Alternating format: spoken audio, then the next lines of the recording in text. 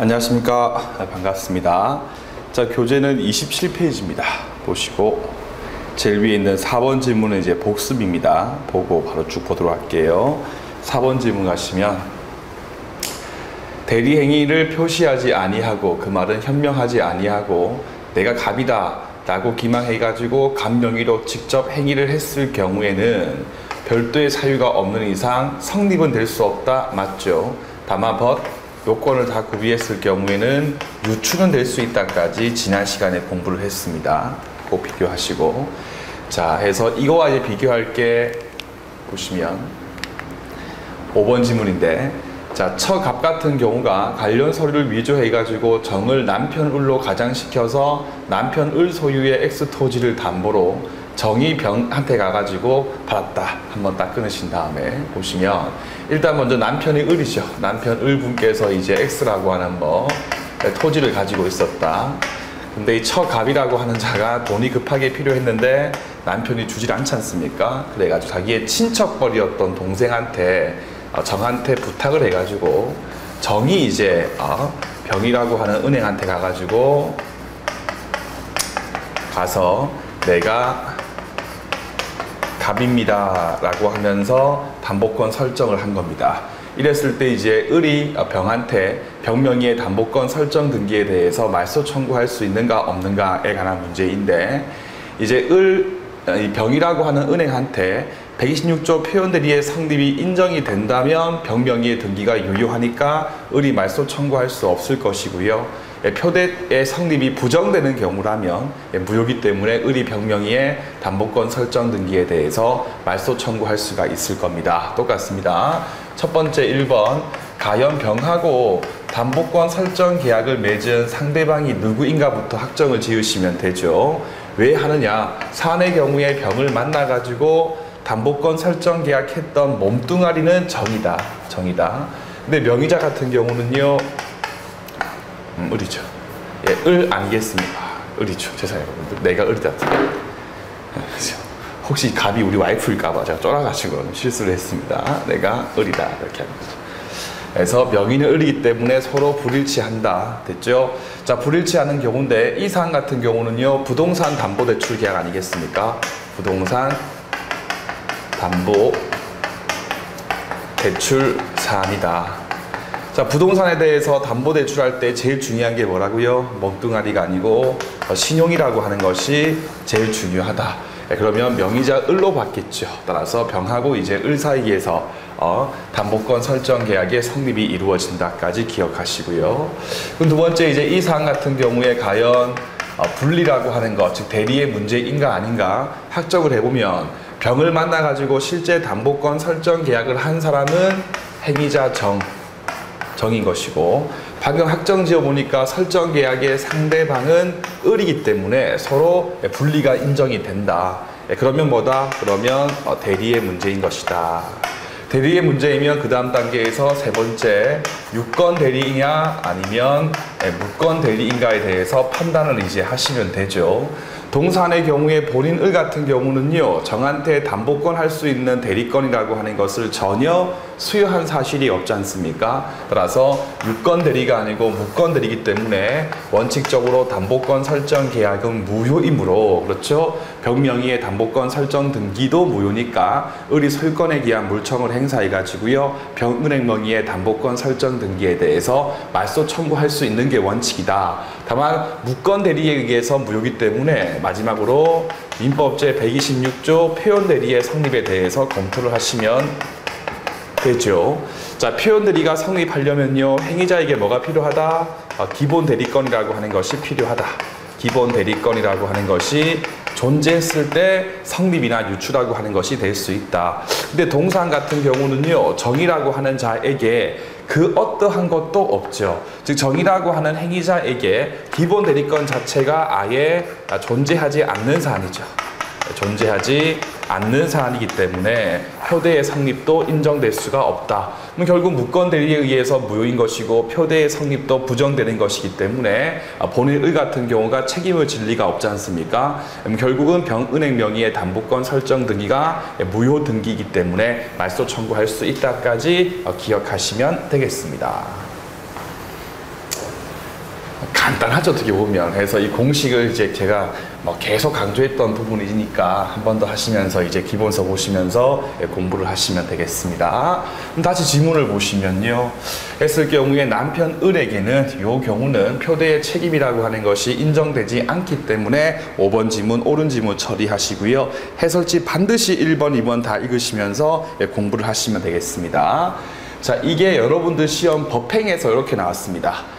처가 제3자 정을 남편으로 꾸며서 관련 서류를 위조해서 남편 소유의 X 토지에 대해서 담보로 맡겨서 담보를 받았을 경우에는 위 남편 명의로 된 대출 약정은 무권 대리 등에 의해서 무효다.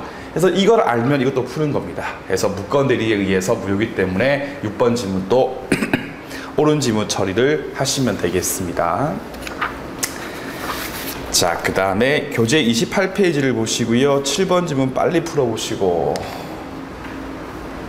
어디냐면 기본서 126조 표현들이 성립 제일 마지막에 있습니다. 한번 문제 볼까요? 갑이 을에게 자기 소유의 X 토지를 담보로 한번 끊으신 다음에 갑이 을에게 야, 너 내 거 가지고 가서 돈 빌려오라 그랬지. 갑이 그 밖의 사항에 대해서 별도의 제한을 가한 바가 전혀 없지 않습니까? 따라서 이 을이라고 하는 자가 은행한테 가가지고 갑을 채무자로 해가지고 돈을 빌리든 아니면 갑을 물상보직으로 해서 돈을 빌리든 아무런 관계없다는 게 이 판례 입장이에요. 이해되시죠? 그래서 2천만 원 빌려온다라고 부탁하면서 각종 인감 따위에 대해서 교부했다 해서 실제 일단 먼저 갑이라고 하는 자가 을한테 2천만 원만큼 돈을 빌리고 담보권을 설정할 수 있는 대리권이라고 하는 것을 수여한 사실은 인정이 됩니다.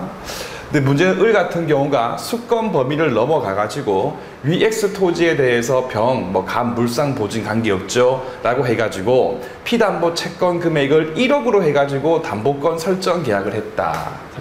해서 을이 A은행한테 가가지고 저는요 본인 갑의 대리인입니다. 본인 갑의 대리인 을입니다 라고 했는데 문제가 2천이 아니고 1억만큼 담보권 설정 계약을 하고 A은행 명의로서 담보권 설정 계약을 했다. 요때 위 담보권 설정 계약은 2천만 원 담보 범위 내에서만큼은 본인 갑한테 효력이 미친다 라고 하는 지문인데, 여러분들 사실 그 법행이나 이제 서기보나 승진 시험 문제를 보게 되면 가끔씩 좀 짜증나게 출제하는 경우가 있는데, 요것도 묻는 취지는 알겠는데 퍼펙트하게 물어보려면 이렇게 안 물어야 되죠. 다시 보시면 요 경우에 A은행 입장에서 A은행에게 자, 이른바 정당한 이유, 즉 126조 표현대리가 성립할 수 있는 정당한 이유가 인정되는 경우하고 인정되지 않는 경우를 구분하신 다음에, 만약에 A은행에게 정당한 이유가 인정되는 경우라면 이 갑이라고 하는 자가 1억 전부 다에 대해서 책임을 지게 될 거예요. 이해되시죠? 근데 문제는 뭐냐면 A은행 같은 경우가 정당한 이유가 없다. 다시 한 번 더. 자, 정당한 이유가 있는가 없는가에 대해서 판단을 할 때 우리 판례 같은 경우는 상대방 A가 전문적 기관인 경우는요 엄격하게 보고 있다. 동사안처럼 A 같은 경우가 은행이라고 하는 전문기관의 경우라면 본인 대출이 아니고 대리인을 통한 대출 사안의 경우는 본인 갑에게 조사 확인할 의무가 있다. 조사 확인하지 않았을 경우는요 가실이 인정돼 버리기 때문에 A은행한테 정당한 이유가 없다 해서 이 사안 같은 경우도 결국 A은행이 전문기관인데 갑한테 조사 확인을 하지 않았기 때문에 정당한 이유가 부정된 사안입니다. 그러니까 문제 풀 때 A은행한테 정당한 이유가 있으면 1억 전부 다에 대해서 갑이 책임을 진다. 근데 A은행 같은 경우가 정당한 이유가 없다면 갑이 1억 전부 다에 대해서 책임을 지지 않는다라고 하면 틀리는 겁니다. 지금 무슨 말인가 하면요, 이 사안 같은 경우는 갑이 실제 을한테 2천만 원까지는 돈을 빌리고 담보권 설정할 수 있는 대리권이라고 하는 것을 수여했던 사안입니다. 따라서 정당한 이유가 부정되는 경우라 하더라도 갑한테 1억 전부 다, 즉 1억 전액에 대한 그 어떠한 책임도 부정되는 것이 아니라 갑이 을한테 수여했던 대리권 범위 내에서만큼은 유권들이기 때문에 갑 같은 경우는 2천만 원의 한도 내에서만큼은 책임이 있다고 보는 게 판례 입장입니다. 이해되시죠? 그렇다면 피담보 채권의 불가분성 원칙에 근거해 가지고요. 갑 같은 경우는 A은행에게 2천만 원에 대해서 변제하지 않는 이상은 나머지 8천 부분이 무효인 경우라 하더라도 A은행 명의의 근담보권 설정 등기에 대해서 말소 청구할 수 없다까지 떠올려 가지고 문제를 풀어주시면 되겠습니다. 함정에 속으시면 안 됩니다. 까지 해놓고 다시 지문을 보시면 2천만 원 범위 내에서만큼은 본인 갑한테 효력이 미친다 해서 정당한 이유가 없는 것을 전제를 하고 지금 출제했던 사안인데 그런 말이 없지만 대충 묻는 게 뭔지 아시겠죠? 따라서 7번 지문 같은 경우도 이제 옳은 지문 처리를 하시면 되겠습니다. 확인하시고요. 뭐 다른 지문이 뭐 퍼펙트하게 틀렸기 때문에 뭐 큰 의미는 문제는 없던 사안이고요. 자, 그 다음 이제 8번 지문인데 무권 대리 행위의 추인 같은 경우는 명시, 묵시 할 수 없고 한번 끊으시고 그 추인 같은 경우에는 무권 대리인 또는 무권 대리에 직접 상대방을 할 수 있겠지만 승계인은 할 수 없다. 일단 먼저 무권 대리 행위에 대해서 추인할 때는요. 명시, 묵시 다 가능합니다. 다 가능하다. 두 번째 제일 끝에 보시면 그 승계인도 할 수가 있기 때문에 일단 8번 지문 틀린 지문 처리하신 다음에 이 8번 지문부터 먼저 해결하고 조금 비교할 걸 보도록 합시다. 자, 갑이라고 하는 자가 본인이고요. 본인이고 그 다음에 을 같은 경우가 무권 대리인입니다. 을이 무권 대리인이다. 그 다음에 을하고 병이라고 하는 자가 어떠한 계약을 했고 한 번 더 병이 또 정과 이렇게 계약을 했다라고 합시다. 자, 이때 먼저 첫 번째 질문, 표현 대리의 성립 범위죠. 표현 대리의 성립을 표현 대리의 성립 범위를 보시면요. 자, 표현 대리라고 하는 것은 무권 대리인과 거래했던 상대방이 그 무권 대리인한테 대리권이 있다고 믿었음에 정당한 이유나 또는 선의무과실이 인정되었을 때에 민법 제125, 126, 129조에 의해서 보호될 수가 있는 거다. 그러면 병을 봤을 때는 병이 거래했던 상대방은 누구겠습니까? 을이지 않습니까? 그러니까 병 같은 경우는 무권 대리인과 거래한 상대방 맞죠? 근데 정 같은 경우는요, 정이 거래했던 상대방은 을이 아니고 병입니다. 병 같은 경우는요, 처음부터 무권 대리인이 아니지 않습니까? 따라서 똑같이 선의무과실인 경우라 할지라도 병이라고 하는 자 같은 경우는 표대 법리에 의해서 보호될 수는 있겠지만 정 같은 경우는요, 보호될 수가 없는 것이다 해서 표현 대리의 성립에 대해서 주장할 수 있는 자는 이른바 무권 대리인 을과 직접 거래한, 직접 중요한 말입니다. 직접 거래한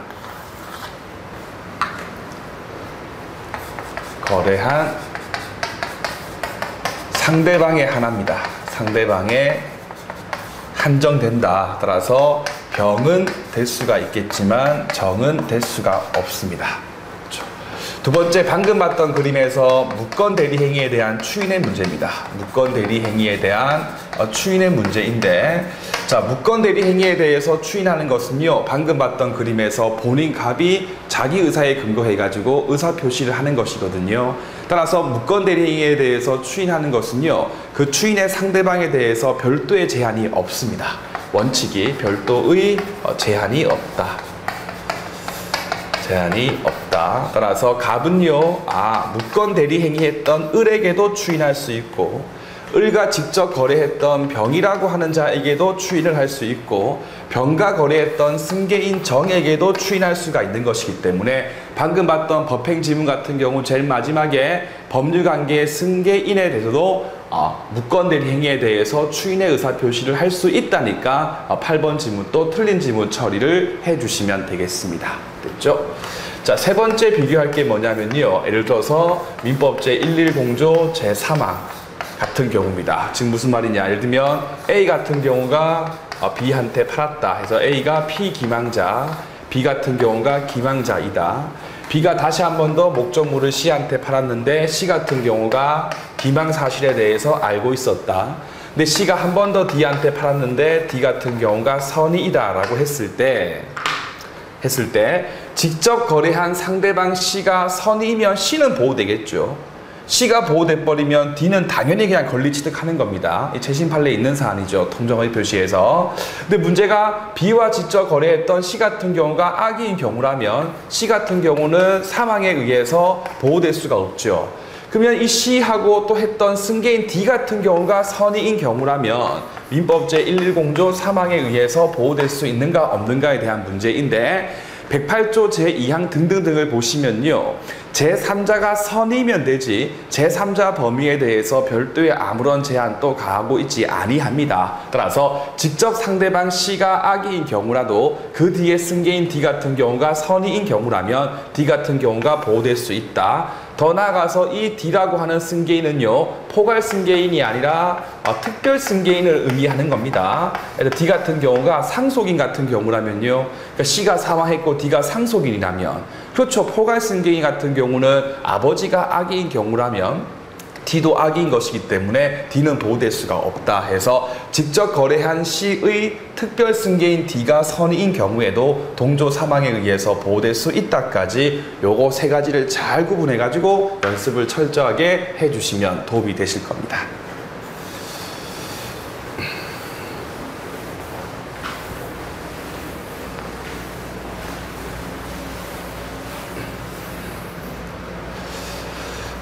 됐죠? 그러면 8번 지문, 틀린 지문 처리하시고 지금 딱 정리하시고요. 다 하신 분들은 교재 29페이지입니까? 한번 보시면 되겠네요. 자, 유동적 무효인 사안이다 해서 1번 지문부터 봅시다. 국토이용관리법상 토지거래 허가를 받기 전이면 일단 받기 전이면 유동적 무효죠. 받기 전이면 원칙적으로 유동적 무효다. 떠오르는 게 있을 거예요. 서로 허가 협력해야 될 의무가 있기 때문에 허가 받기 전 단계에서 매매계약상 소위 등 청구했을 때에는 패소하겠지만 그렇죠. 토지거래 허가 협력 절차에 대해서 소구했을 경우는요. 승소할 수 있는 게 원칙이다. 그런데 문제는 처음부터 허가를 배제할 내용으로서 계약했다. 처음부터 허가 배제한다. 이게 어떤 경우겠습니까? 실제 A하고 B 사이에서 이루어진 계약은 매매계약으로서 유상양도행위입니다. 자, 유상양도행위 같은 경우는요, 전매 차익 등을 통해 가지고 막대한 부를 투기 따위를 할 수가 있기 때문에 토지 거래 중에서도 이른바 유상거래 행위의 경우에만 허가 필요하거든요. 예를 들면 A 같은 경우가 토지 거래 허가 대상인 X 토지를 B한테 유상거래한 것이 아니고 무상 증여했을 경우는요. 무상거래에 불과하고 반대급부가 없기 때문에 전매 차익을 누릴 수가 없으니까요. A가 B한테 증여를 하는 경우는요. 별도의 토지거래 허가를 받을 필요가 없습니다. 그래서 어떻게 했냐면 A하고 B가 실제로 존재하는 것은 매매계약인데 허가를 받지 않기 위해서 가짜로 증여계약서 쓴 거예요. 해서 가짜로 증여계약서를 써가지고 이 증여계약서를 첨부 서류로 해가지고 B 명의로 이전 등기한 겁니다. 자, 이렇게 처음부터 허가를 배제할 내용으로서 이렇게 가장 증여 같은 것들을 했을 경우에는 우리 판례 같은 경우가 예외적으로 처음부터 확정적 무효로 보는 것이 판례의 입장입니다. 따라서 다시 보시면 처음부터 허가를 배제할 내용의 계약이라면 불허가 됐을 때가 아니고 처음부터 확정적 무효이기 때문에 허가를 받기 전까지도 확정적 무효 상태에 있으므로 1번 지문, 틀린 지문 처리를 하시면 되는 겁니다. 이해되시죠? 해서 원칙적으로는 허가를 받지 않은 상태에는 유동적 무효이지만 처음부터 허가라고 하는 것을 배제, 잠탈하기 위해서 이러한 행위를 했을 경우에는 처음부터 확정적 무효이다. 확정적 무효인 경우는요. 첫 번째, 계약금에 대해서 바로 했던 겁니다. 반환 청구할 수 있고 더 나아가서 서로가 서로에게 토지 거래 절차를 받을 수 있게끔 협력할 의무도 없다까지 두 개를 비교해 가지고 한 번 더 정리를 해 주시면 되겠습니다. 참 속기 쉬운 질문이니까 꼭 정리해. 원칙은 유동이다. 다만 처음부터 허가를 배제하기 위해서 이렇게 막 작당을 했을 경우는요. 처음부터 일종의 탈법 행위로 볼 수가 있기 때문에 확정적 무효로 봐가지고 문제를 풀어주시면 되겠네요. 그 다음에 2번 지문하고 3번 지문은 두 개 묶어주신 다음에 아주 중요한 겁니다.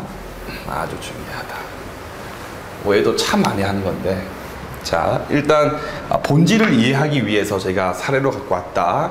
자, 을 같은 경우가 국토이용관리법상 토지 허가 구역 내에 있었던 갑소유의 액수 토지를 매수하기로 하는 계약을 갑하고 했다 해서 갑이 이제 매도인이고 그 다음에 을이 이제 매수인인 사안이죠. 을이 매수인인 사안이다. 현재 국토이용관리법상의 허가를 받지 아니한 상태이다. 이 상태에서 허가를 받기 전에 허가를 받지도 않은 상태에서 병이 매수인의 지위를 을로부터 계약 인수했다. 3자 합의해서 을이 이렇게 병이라고 하는 자에게 매수인의 지위 인수가 됐다. 인수를 했다. 허가를 받지 않은 상태에서 지금 허가 없습니다. 자, 했을 경우에 이 병이라고 하는 자가 직접 갑한테 야, 너 토지 거래원 시행에 협력해라 라고 협력 의무 소구, 협력 의무 의 이행을 청구했을 경우에 병이 승소할 수 있는가 없는가에 대한 문제입니다. 이해되시죠? 자, 매수인 을 같은 경우가 자기의 매수인의 지위를 병한테 계약상 지위 인수를 통해서 넘긴 게 뭐겠습니까? 그렇죠. 전매해가지고 투기하기 위한 거 아니겠습니까? 그러면 국토이용관리법이라고 하는 것이 존재하는 가장 큰 이유는 뭐죠? 투기를 막기 위해서. 따라서 이런 경우에 을이 병한테 허가를 받지 않은 상태에서 지위 인수했을 때 허가를 받지 않은 상태에서도 지위 인수를 유효하게 할 수 있다고 하여 병이 갑한테 협력 의무 이행을 구할 수 있다고 해버리면 본래 동법이 추구하고 있는 투기의 방지라고 하는 것을 막을 수가 없는 것이기 때문에 매수인의 지위 인수 같은 경우는요, 허가를 요구하는 게 판례 입장입니다. 그럼 동사항 같은 경우는 허가를 받지 않은 상태이기 때문에 매수인이라고 하는 법률적 지위의 인수가 유효하게 병한테 되지 않은 사안이므로 결국 매수인 같은 경우는 아직까지 병은 매수인이 아닙니다. 따라서 병 같은 경우는 갑한테 협력 의무에 대해서 이행을 청구할 수가 없다까지 잡으시면 되겠습니다. 알겠죠? 똑같은 사안 같은데 비교할 게 나왔죠. 똑같은 사안에서 갑이 매도인, 그 다음에 을이 매수인, 병이 여기 있네요. 해서 요 매도인의 지위라고 하는 것을 병이라고 하는 자에게 지위 인수를 했다. 지위 인수를 했다. 똑같이 이제 앞에 그림은 똑같이 허가 없었습니다. 별도의 허가 없었다. 자, 이 상태에서 을이 병이라고 하는 자에게 협력 의무에 대해서 이행 청구했다.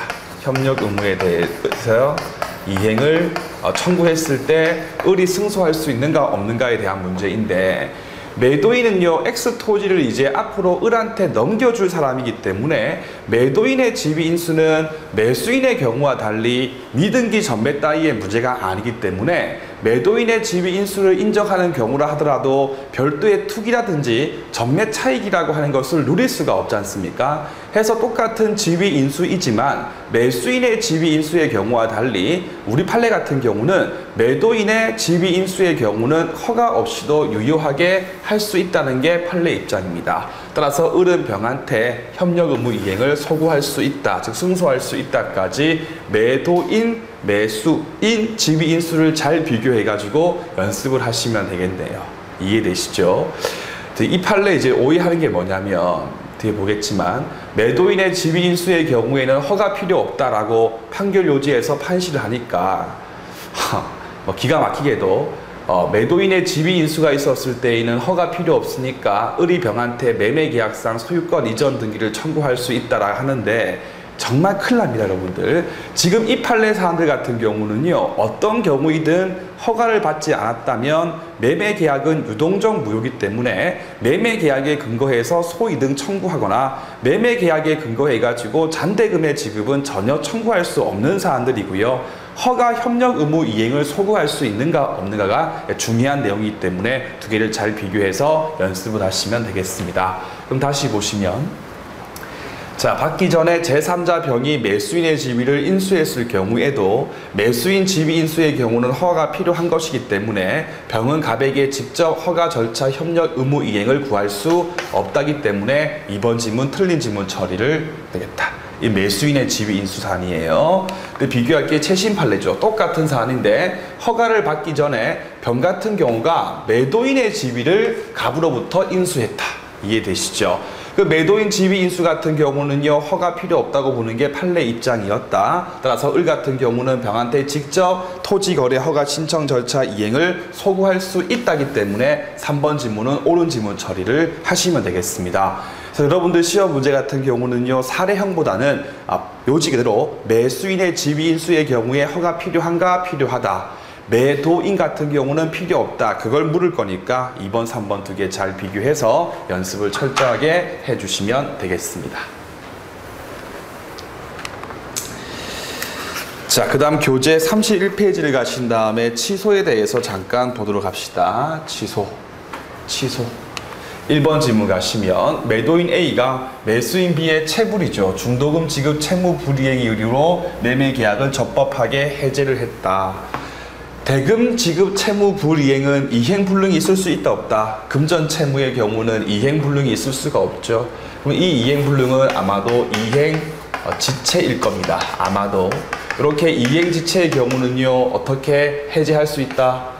그렇죠. 상당 기간을 정해서 최고하고도 상당 기간 내에 별도의 이행이 없었을 때 비로소 해제할 수가 있다. 그러면 적법하게라는 뜻이 그거 했다는 얘기예요. 그래서 이행 지체를 이유로 적법하게 매매 계약을 일단 A가 해제했을 경우에는 매수인 B 같은 경우는 더 이상 착오에 근거해가지고 매매 계약을 취소할 수가 없다. 틀린 지문인데 이미 무효이거나 이미 해제가 된 계약도 취소할 수 있는가의 문제는요, 취소할 수 있는 실익이 있었을 때 긍정하는 게 판례 입장이었다. 그러면 A가 이미 매매계약, 매도인 A가 이미 매매계약이라고 하는 것을 해제했다 할지라도 매수인 B가 한 번 더 백구조에 근거해가지고 착오를 이유로 취소할 수 있는 실익이 있다면 가능할 겁니다. 그럼 어떤 실익이 있겠습니까? 첫 번째, 민법제 551조를 빨리 보시죠.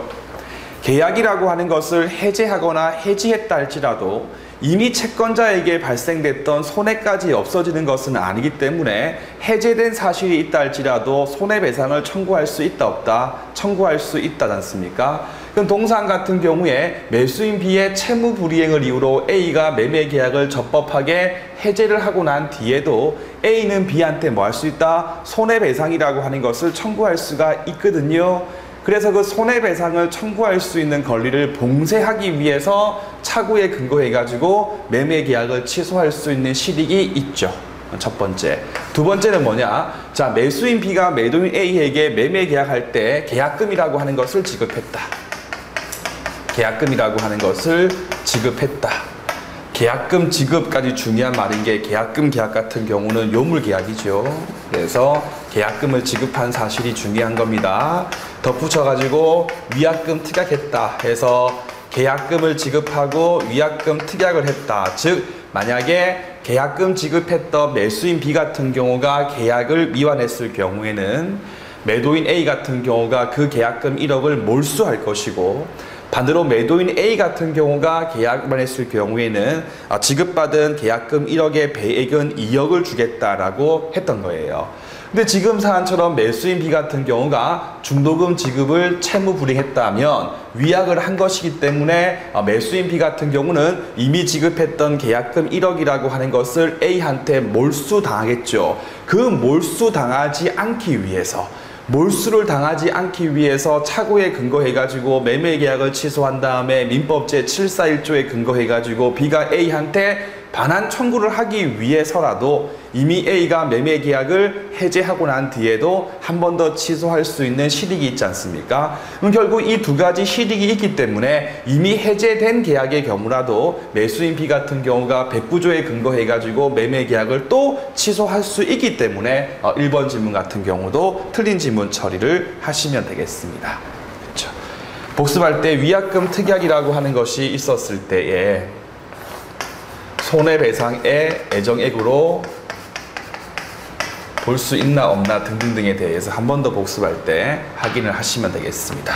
위약번이냐 손해배상액의 애정된 금액이냐 두 개의 차이가 뭐냐 부당하게 가다했을 때 398조에 근거해가지고 직권가백할 수 있냐 없냐 등등등의 차이를 본다까지 한번 들으시고 복습하시고 2번 보세요. 매매계약, 매도인 A가 매매계약을 적법하게 해제한 뒤에도 매수인 B 같은 경우는 자기한테 생길 수 있는 불이익을 면하기 위해서 109조에 근거해가지고 매매계약을 취소할 수 있기 때문에 두 번째 지문도 역시 옳은 지문 처리를 하시면 되겠습니다. 자, 그 다음 3번 지문의 문제인데요. 요거 지문 설명할 때 이렇게 얘기합니다. 합의 해제는 민법상 인정되지만 합의 취소라고 하는 것은 인정될 수가 없다. 여러분들 법률상 주장은 어차피 법관에 의해서 판단될 문제이기 때문에 A하고 B가 우리 사이에서 매매 계약을 합의에 의해서 취소한다 라고 했다 할지라도 법원이 알아서 합의 해제한 걸로 봐주거든요.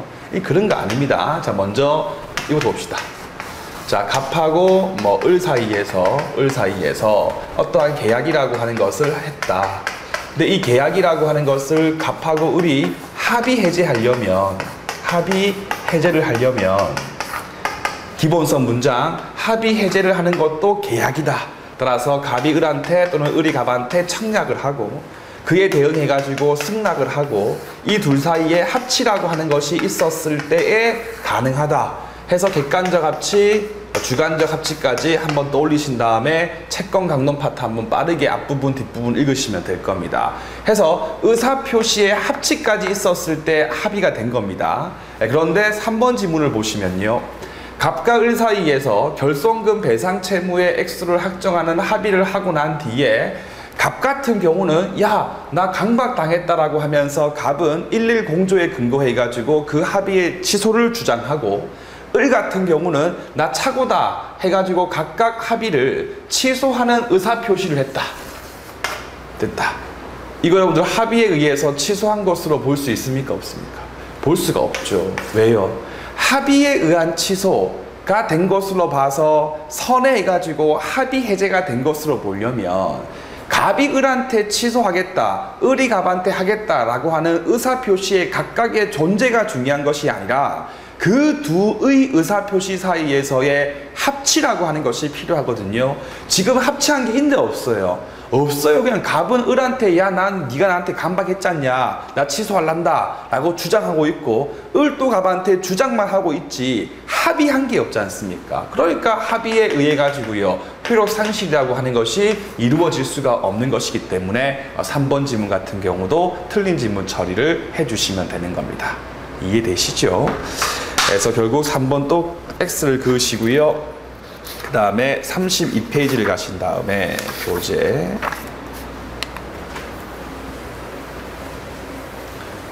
그 다음에 있는 조건을 한번 풀어보시면 되고요. 이거 풀고 이제 다음 시간에 소멸시효 풀면서 민초 마무리를 짓도록 하겠습니다. 자, 미성년자 A 같은 경우가 카드 받아가지고 물품이라고 하는 것을 구입하고 난 뒤에 신용카드 이용 계약을 적법하게 취소했다. 강사야, 지난 시간에 배웠지만 비록 취소하는 것이 신의 측에 반하진 않지만 묵시적으로 처분 허락된 사실이 인정되기 때문에 취소할 수 없다며요. 그거는 특수한 경우 18세 6개월 됐고 알바까지 한 거고 이건 뭐예요? 취소한 것을 전제로 하고 지금 그 다음을 묻는 거거든요. 근데 공부 대충 하시는 분들은 이거 갖고 또 문제 풀고 있어. 이거 취소 못한다. 그러면 안 됩니다, 여러분들. 이해되시죠? 그래서 A 같은 경우가 미성년자이고 B 같은 경우가 카드 회사이고 C 같은 경우가 가맹점 계약 있지 않습니까? 그러니까 물품 파는 가게였다. 그러면 A하고 B 사이에서 이루어지는 계약이 신용카드 이용 계약이었죠. 신용카드 이용 계약이고 그 다음에 B하고 C 사이에서 이루어지는 계약이 두 번째 가맹점 계약이다.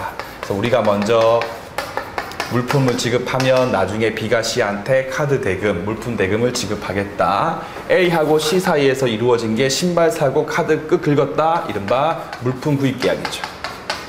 물품 구입 계약이 이렇게 체결되었다. 이 상태에서 이 1번, 2번, 3번이라고 하는 세 가지의 계약은 각각 별개의 계약이므로 신용카드 이용 계약을 민법제 5조에 근거해가지고 취소를 했다 할지라도 이거는 무효지만 나머지 가맹점 계약과 물품 구입 계약은 계속 유효하고 유효하다. 됐죠? 그렇다면 A 같은 경우는요, 물품을 구입했으니까 물품 구입 대금을 누구에게? C에게 지급해야 될 의무가 있죠. 근데 그 의무를요 누가요? 지금 카드 회사가 가맹점 계약에 근거해가지고 C한테 먼저 돈 줬다. 그럼 결국 B가 C한테 돈을 지급함으로써 A가 얻은 이득은 뭐예요? 그렇죠. 물품 구입 대금 상당액 아니겠습니까? 한 번 더, 원래 A가 B한테 지급해야 될 10만 원이라고 하는 물품 대금을 B가 C한테 대신 지급했기 때문에 A가 법률상 원인 없이 얻은 이익의 대상은 현물, 나이키 신발 그 자체가 아니라 물품 구입 대금 상당액이라는 겁니다. 그래서 다시 4번 지문 가시면요. 물품 대금 상당액을 부당 이득으로서 B 회사한테 돌려줄 의무가 있다기 때문에 4번 지문 틀린 지문 처리를 하신 다음에 더 중요한 거 사법시험 기출입니다. 현물이 아닙니다. 즉 물품 대금 상당액이지 현물, 나이키 신발 해서 카드 결제해가지고 구입했던 것이 아니라 물품 대금 상당액이다까지 기억하시고요. 됐죠? 자, 그 다음에 A 같은 경우가 제한 능력자이기 때문에 B가 A한테 민법 제741조에 근거해가지고 반환 청구했을 경우에는 부당이득 반환 범위는 141조 단서에 의해서 처리가 이루어진다. 따라서 A 같은 경우에 선의악이 불문하고 A한테 남아있는 현존 이익까지만 A는 B한테 주면 그만이다. 됐죠? 여기서 현존하고 있는가 아닌가에 대해서 다툼이 있었을 경우에 증명 책임이 누구한테 있느냐와 관련해가지고 우리 판례 같은 경우는 대금, 금전상 이득이나 금전상과 유사한 대체물인 경우는요. 현존하고 있지 않습니까? 그래서 현존하고 있는 것으로서 추정하는 것이 판례의 입장이었다. 따라서 B가 A한테 반환 청구할 때 B가 A한테 그러한 이익이 현존 중입니다 라고 하는 부분에 대해서 원고인 B한테 주장 책임이 있다 없다? 없죠. 할 필요 없이 대려 누구요? A 측에서 나는 지금 별도의 현존 중인 이익이 없음에 대한 주장 책임이 있다까지 두 개를 잘 비교해가 결국 누구에게 A한테 현존 이익이 없음에 대한 주장 증명 책임이 있다까지 꼭 기억해가지고 연습을 해주시면 되겠습니다. 그래서 4번 지문 옳은 지문 되겠고요. 5번 지문 보시면 제한 능력자가 취득했던 이익이 금전이 아닌 것이 아니지만 성질상 계속 판매되는 물건으로서 금전과 유사한 대체물인 경우라면 금전상 이득과 마찬가지로 현존 이익이 일단 존재하는 것으로서 추정이 이루어지기 때문에 반환 청구하는 B한테 책임이 있는 것이 아니라 반환 청구를 거부할 A한테 증명 책임이 있으므로 5번 지문 또 틀린 지문 처리를 하시면 되겠습니다. 그래서 곧바로 판매돼가지고 손쉽게 금전으로 환가될 수 있는 대체물의 경우에도 금전상 이익과 똑같이 취급한다까지 기억해가지고 시험 문제 대비를 하시면 되겠습니다. 이거는 사법시험 12년인가 또 기출이었으니까 항상 함께 비교해가지고 공부하시면 되겠네요. 결국은 32페이지 5번 지문 또 틀린 지문이니까 X 그으시고요. 복습할 때 그 33페이지에 있는 조건을 한번 문제 풀어보시고 그 다음 차트에 있는 기한부터 또 다음 시간에 풀면서 민법 총칙을 마무리하도록 하겠습니다. 여러분들 고맙습니다.